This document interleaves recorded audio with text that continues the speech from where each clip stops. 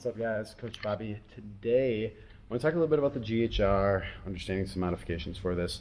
We've seen weighted GHRs in the past, which is great if you have the strength for that. Now, a great way to bridge the gap is going to be this variation of the GHR today.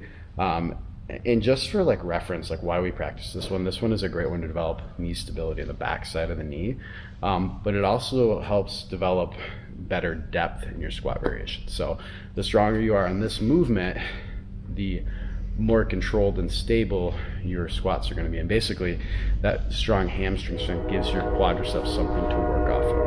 Okay, so it gives you more balance in the knee joint overall. So that's your value for improving this. Now here's how to bridge the gap towards the weighted ones. So what you're going to want to do is start with a really light weight.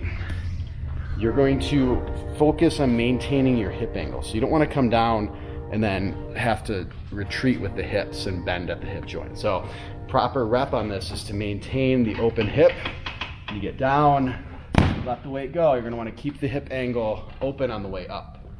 And then reset, drop your hips, grab your weight, and just repeat these one at a time, developing the capacity to control that. Now, a great way to work in between this, if you don't have that GHR on the way up where you can keep your hip angle open, kind of did this already by accident on the last rep, but I can control it down, drop it, add a little bit of bend in my hip, and that's going to help me modify that movement a little bit.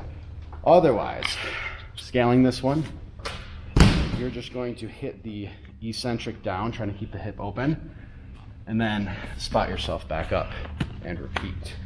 Okay, so have fun with this one. Pay attention to keeping the hip open because that's going to make it a lot more challenging, but that's going to develop a lot more strength. If that hip bends, you're only developing hamstring strength around the knee.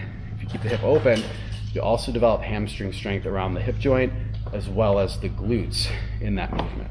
Okay, so have fun, think about this one progressing, but also understand that's going to help your squat overall.